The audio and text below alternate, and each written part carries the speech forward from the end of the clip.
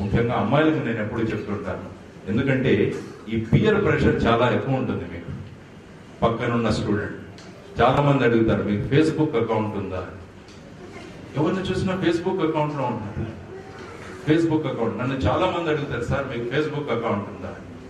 నేనేం చెప్తాను, నాకు ఒక ఫేస్ ఉంది, నాకు దగ్గర చాలా బుక్స్ ఉన్నాయని చెప్తాను, నా దగ్గర ఫేస్బుక్ అకౌంట్ లేదని చెప్తాను. ఎందుకంటే ఈ ఫేస్బుక్ లో ఎదురుగా ఉన్న వ్యక్తి స్త్రీయా పురుషుడా కూడా మీకు తెలియదు, ఎవరు మాట్లాడుతున్నారో మనకు తెలియదు. నా దగ్గర రోజు 3-4 కేసులు నా దగ్గర వస్తుంటాయి. సార్ ఫేస్బుక్ లో మా ఫోటోలన్నీ పెట్టమని అడిగారు, మేము ఫేస్బుక్ లో పెట్టాం, ఇప్పుడు మా ఫోటోలను తీసి ఏవో ఒక అవయవాలకు అతికిచ్చేస్తున్నారు, మార్ఫింగ్ చేసేసి మమ్మల్ని బ్లాక్మెయిల్ చేస్తున్నారని అమ్మాయిలు ఎంతో మంది వచ్చి నాకు చెప్పడానికి. ఇవన్నీ సమాజంలో జరుగుతున్న విషయాలు. అంటే ముఖ్యంగా అమ్మలు నాన్నలు ఉన్నారు కాబట్టి నేను మీ ముందు ప్రస్తావించదలుచుకున్నాను. ఎందుకంటే ఆ వయసులో పిల్లలకు తెలియట్లేదు ఏం జరుగుతుందో వాళ్ళతో. ఆ తర్వాత వెళ్ళి ఏవైతే మన విషయాలు జరుగుతున్నాయో సమాజంలో, ఆ తర్వాత చాలా ప్రభావం కలుగుతుంది కుటుంబం మీద.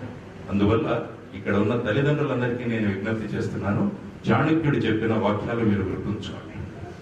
పిల్లవాళ్ళని 5 సంవత్సరాల వరకు మంచి ప్రేమతో పెంచండి. 5వ సంవత్సరం నుంచి 17వ 18వ సంవత్సరం వరకు క్రమశిక్షణలో పెంచండి. అది చాలా ముఖ్యం. 18వ సంవత్సరం తర్వాత వాళ్ళతో మిత్రులుగా మీరు ఉండండి అన్నది చాణక్యుడు చెప్పిన పిల్లల్ని ఎలా పెంచాలని.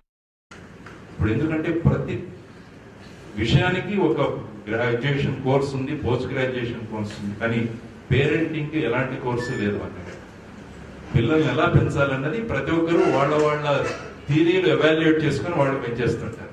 కానీ నేను I always say discipline is very very important. ఎప్పుడైతే మన జీవనంలో క్రమశిక్షణ వస్తుందో, ముఖ్యంగా ఆ వయసులో 6వ సంవత్సరం నుంచి 18వ సంవత్సరం వరకు మనము క్రమశిక్షణతో కనుక పిల్లల్ని పెంచగలిగితే మనం will be giving a responsible citizen to this great nation.